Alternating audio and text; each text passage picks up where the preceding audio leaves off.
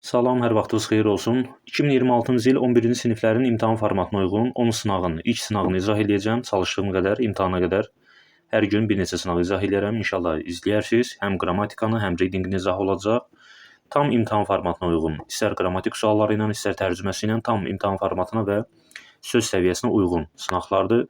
Deməli 7-ci sualda. 7-ci sualda bağlayıcıdır. Bağlayıcıları gördükdə şərtdə, daha doğrusu cavablarda bağlayıcıları gördükdə mütləq tərcümə eləməliyik. Amma bu mövzuda bir qayda var ki, məsələn burada 2 cümlə var. Vergülə qədər seçdiyim xəttə qədər bir cümlə var və ondan sonra başqa bir cümlə var. Birinci cümlə əslində cümlə deyil, ismi birləşmədir. Yəni burada cümlə yoxdur. Yəni mübtəda, xəbər yoxdur. Məsələn, ikinci cümləni nəzərə alsaq bu cümlədir.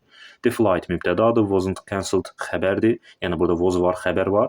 Amma birinci cümlədə xəbər olmadığına görə bu cümlə hesab olunmur.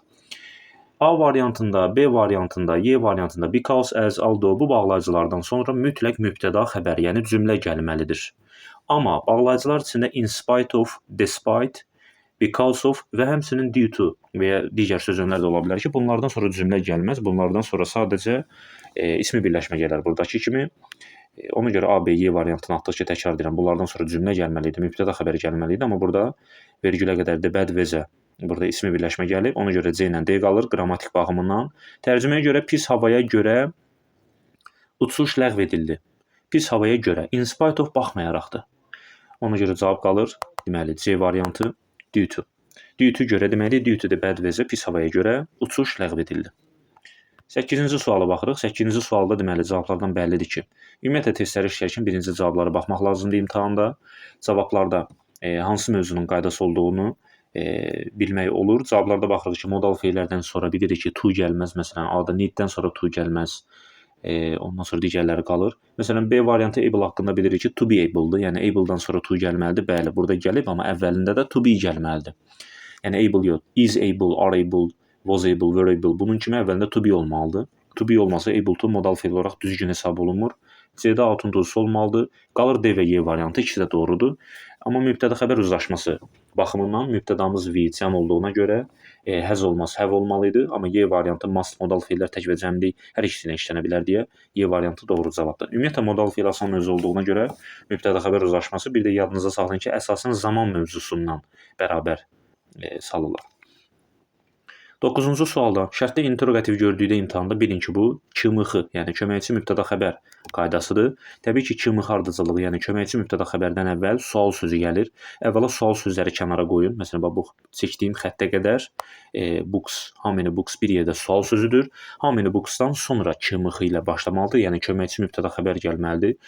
Əvvəla bu tip suallarda birinci 4 atın, çünki Z mübtəda ilə başlayıb. Heç bir sual cümləsi sual sözündən sonra birbaşa mübtəda ilə Z ilə başlaya bilməz. İstisnasız mübtədanı birinci atmalıyıq, 4 gedir. Və deməli, biz əslində burada 2 nağda doğrudur. Yəni 2-dən sonra did, Z, sel, KMX-dır. Daha doğrusu 2-nin üstünə xətt seçdik. Deməli, did köməkçidir, Z mübtəda, sel xəbərdir, KMX ardıcılığı, köməkçi mübtəda xəbər doğrudur. Həmçinin do did dazdan sonra feil ana formada gələr. Burada da sel ana formada doğrudur. 2 doğrudur. 1-dən 3-ə baxırıq. Sonuncu buraxılış imtahanı 2 mart və ya 9 mart imtahanında da bu tip sual var idi. Şagirdlərin keçən ilki buraxılış imtahanının ən çətin sualı hesab olunur bu. Yəni ən çox zəif və ya belə deyək, səhv yazdığı sual bu sual idi keçən ildə məhz imtahanda. Təbii ki, çox da çətin sual deyil, amma keçənki imtahan suallarına nəzərən çətindir. Burada belə bir şey deyirik. Bəli, sual sözündən sonra KMX gəlməlidir. Yəni köməkçi mübtəda xəbər ikinci bənddə olduğu kimi, necə ki biz onu doğru variant olaraq götürdük. 1 və 3-cü bəndlərdə də nöqtədən sonra, daha doğrusu books-dan sonra, yəni sual sözündən sonra birbaşa xəbər gəlib. Məsələn, 3-də sold, 1-də də were sold. Xəbər gəlib. Amma tərcümə baxımından sold-la were sold-un fərqi var. Sold satdı deməkdir, were sold satıldı. İndi burada deyir how many books, nə qədər kitab satdı dünən yox, satıldı olmalıydı. Ona görə cavab olacaq 1. Təbii ki, passive voice-də were sold, to be voice olmalıdır ki, satdı yox, satıldı. Il şəkildə əlavə olunmalı üçün to be. Əmizar was were olmalıdır əvvəldə. Qalacaq 1-lə 2. Həmçinin üçüncüdə Z də var mübtəda. Əgər mübtəda burada how many books-dursa, soldda xəbər isə Z-in nə işi var burada? O baxımdan da yanlış götürə bilərik. Cavab 1-2. 10-cu sualda imtahanda hər il bu tip sualdan düşür. Cavablarda bir tək xəbər is, bir də cəm xəbər ar məsələn varsa, bilin ki, birinci mübtəda xəbər uzlaşmasından başlamalısınız. Təbii ki, mübtəda nöqtələrdən, yəni xəbərə verəcəyin yerdən əvvəldə axtarılmalıdır. Əvvəldə baxırıq ki, iki isim var, yəni mübtəda ola biləcək iki namizəd var. Amma hər zaman sözünüdən, bax bu işarələdim, istər in olsun, of olsun, with, between, besides, bütün sözünlərdən əvvəlki isim mübtəda olur. Sözünüdən sonra mübtəda axtarmaq olmaz. Ümumiyyətlə sözündən sonraları bax belə xətt çəkin. Orada mübtəda axtarmayın. Sözündən əvvəl student cəm olduğuna görə biz də cəm verməliyik. Cavablarda zaten bir dənə cəm variantı var, are. Deyərsiniz ki, bəs Y variantı gələcək zamanda həm tək həm cəm kimi verə bilirik. Amma will sərbəst işlənə bilməz. Will'in yanında mütləq ana forma feil olmalıdır. Will be, will start, will go məsələn. 11-ci sualda enthusiastic həvəsli deməkdir. Grateful minnətdar, upset məyus. Məsələn, baxırıq A bəndinə thank somebody for something, nəyəsə görə kiməsə təşəkkür etmək. Bu grateful olar, yəqin ki 2A. Is sad about something, nəsə haqqında sad, qəmgin olmaq. Bu da 3 olar, 3B. Yəni upset, məyus deməkdir. Is very interested, çox maraqlı, nədəsə çox maraqlanan olan insan, yəni həvəskar. Bir də olacaq C. 1C, 2A, təbii ki B variantı. 12-ci sualda inkar var. İnkardan sonra bilirik ki, sam olmaz. Ümumiyyətlə bu tip sualları gördükdə hər zaman inkar cümlə olub olmadığını yoxlayın. İnkardan sonra bilirik ki, sam eniyə çevrilməlidir. Y variantı gedir. Nöqtədən sonra traffic sayılmayan tək isimdir. Many, a few-dan sonra bilirik ki, cəm isim gələr. Few, a few, many-dən sonra cəm gəlir. A lot-dan da sonra ümumiyyətlə isim gəlməz. A lot of-dan sonra isim gələr. Cavab qalır C. 13-cü sualda, deməli 13-cü sualda cavablardan bəllidir ki, sifətin dərəcələri qaydasıdır. Zən. Demək olar ki, hər il imtahana zən düşür. İstər 9-lara, istər 11-lərə. Demək olar, ən azı 90% imtahana buraxılışlara, hər ilin buraxılışlarına zən düşüb. Dərəcə göstəricilərinə artıq bu bizə məlumdur. Zən müqayisə dərəcəsi istəyir bizdən. Müqayisə də more erlə yaranır. The most üstünlükdür. C variantı əzəz adi dərəcədir. Müqayisə dərəcəsinin əvvəlində Z artiklı olmaz. Z artiklı üstünlük dərəcəsinin əvvəlində olur. Qalır A və Y variantı. A variantında more və ya er yoxdur. Ona görə yanlışdır. Cavab qalır Y. Match burada problem deyil. Match da zən kimi müqayisəni istəyəndir. Amma müqayisəni yaradan more və ya erdir. Təbii ki, burada intelligent uzun söz olduğuna görə, çox hecalı olduğuna görə more-dan verəcək. Cavab qalacaq Y variantı. 14-cü sual. Deməli 14-cü sualda which that relative pronounsları, yəni nisbə vəcihləri gördük. Bu hansı qaydada biz şagirdlərimizlə belə deyirik ki, Dublin olan sual sözləri cümlədə ortada gəldikdə mütləq nöqtədən əvvəl canlı, cansız məkan gəldiyinə baxmalısınız. Burada nöqtədən əvvəl museum, cansız gəlib muzey, cansızla which ya da that işlətməliyik. Bütün variantlarda which that-də o baxımdan problem deyil. Amma bilin ki, which that-dən sonra gələn xəbər, məsələn işarələdiyim, yəni bu xəbərlər deməli which z-dən dərhal əvvəlki ismə görə verilir. Yəni muzey tək olduğuna görə biz which z-dən sonra gələn xəbəri təkdə verməliyik. Amma baxırıq ki, 2-də were cəmdir, 3-də have cəmdir. Qalır 1, 4, 5. Deməli burada da baxırıq ki, 5-də yeni problem deyil, mübtəda xəbər də verə bilər, birbaşa xəbər yox, mübtəda xəbər də verə bilər, amma yeni mübtəda z cəmdirsə, burada artıq was yox, were olmalıdır. Çünki buradakı artıq was muzeyin yox, özünün yanında olan z mübtədasına görə verilməlidir. Amma digər məsələn 1 ilə 4 niyə doğrudur? 1 ilə 4-də mübtəda yoxdur, birbaşa xəbər gəldiyinə görə işarələdiyim kimi onun mübtədası artıq muzey hesab olunur. Muzey də təkdir deyə tək olacaq. 1, 4, D variantı. 15-ci sualda 15-ci sualda deməli, bu bizim normal dediyimiz kompleks objekt mürəkkəb tamamlıq qaydasıdır. Birinci, ikinci, üçüncü qrup feillər. Baxırıq ki, nöqtədən əvvəl want üçüncü qrup feillərdəndir, yəni normal feildir. Normal qaydaya görə normal feillərdən sonra gələn ikinci feil to ilə gəlməlidir. A-da məsələn became, keçmiş gəlib, ümumiyyətlə nəinki keçmiş olmaz, to-su da yoxdur. B-də ing, C-də S-lə gəlib to yoxdur. Qalır D və Y variantı. Əvəzi qaydasından bilirik ki, feildən sonra obyekt hal gələr. She adlı haldır. She yox her. Məsələn, he yox him. Z yox them. We yox us. I yox me. Bu kimi obyekt hallar gəlməlidir. D variantı buna görə yanlışdır. Cavab qalacaq Y. Burada his dadı bir yerdə obyekt hal, yəni tamamlıqdır. İkinci feil də to-dan verilib. 16-cı sual. Cavablarda sözünü olduqda imtahanda bilin ki, bir sual zaten sözünü olacaq. Sözünü olduqda əsasən bərkidilmiş ifadələr ki, afraid of, proud of, interested in, məsələn, bax burada interested gəlib, deməli interesteddən sonra nə gələcək? In. Belong to, object to, bu kimi bərkidilmiş ifadələr əsasən istifadə olunur. Məsələn, keçən imtahanda good at, bad at, proud of, afraid of, bunlar düşmüşdür. Ən məşhurları düşür əsasən. Interested də onlardan biridir. Interesteddən in olmalıdır, bərkidilmiş bir ifadədir. 17-də cümlə qurarkən, ümumiyyətlə cümlə qurmaqda bəzi şagirdlər problem yaşayır. Əslində siz bilirsiniz ki, cümlə ingilis dilində mübtəda, xəbər olaraq davam edir və sonra tamamlıq əgər varsa, tamamlığı da istifadə etməlisiniz. Mübtəda, xəbər, tamamlıq. Mübtəda baxan ki, məsələn, burada baxırıq ki, mübtəda Big Ben ola bilər, Great Britain ola bilər. İkisi namizəddir, yəni bu ikisi mübtəda ola bilər. Bu zaman nə edirik? Xəbərə baxırıq. Baxırıq ki, xəbərimiz nədir? Xəbərimiz izdir. Aha, iz təkdə həm Big Ben-ə uyğundur, həm Great Britain-a. O zaman biraz tərcümə etməliyik. Məsələn, tutaq ki, deyirik ki, Clock Tower saat qülləsidir. Saat qülləsi olan nədir? Great Britain yox təbii ki, ölkə saat qülləsi deyil. Big Ben saat qülləsidir. O zaman biz belə veririk. Big Ben mübtəda, is sonra xəbər verməliyik. Xəbərimiz izi 3-1 burada yazaq. Big Ben is, Big Ben-dir, yəni xəbər is. Ən böyük saat qülləsi the biggest clock tower. The biggest clock tower 5-2-6 5-2-6.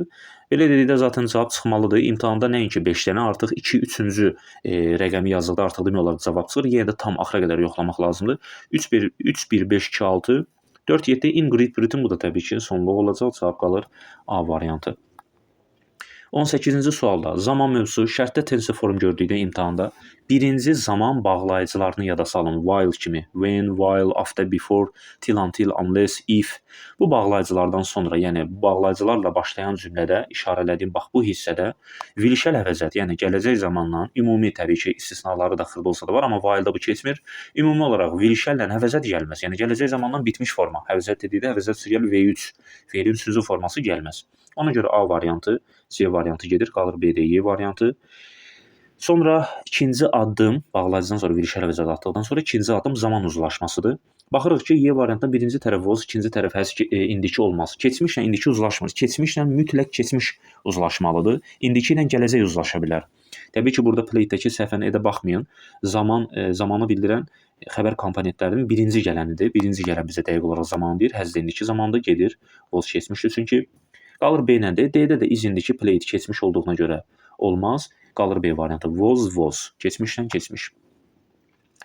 19-a. Deməli, burada nöqtə var, yeni cümlə başlayır. Burada artıq deməli mübtəda veririk. Mübtəda verdikdə mütləq xəbərə baxmaq lazımdır. Xəbərimiz are cəmdir. Biz en artiklın dostları dediyimiz doğru dildə desək, qayda keçmiş əvəzindən bizim şagirdlər bilir, divarda da qaydada kağız var. Sol tərəfdən 5-ci qayda. Orada en artiklın dostları dediyimiz nice, each, Aiza, every. Bunlar en artiklı ilə eynidir. Yəni xəbərləri tək olur. En artiklını əvəzləyə bilənlərdir. Bunların xəbəri tək olmalıdır. Amma bozun xəbəri cəm olur. Adətən bu mövzuda all, boz, some, most bu dördünün xəbəri cəm olur. Testlər adətən buraxılışları bu üzərindən verilir. Bunlar üzərindən verilir. Burada da boz verilir. Bozun xəbəri cəm olacaq. 20-də singular tək isimlər istəyir bizdən.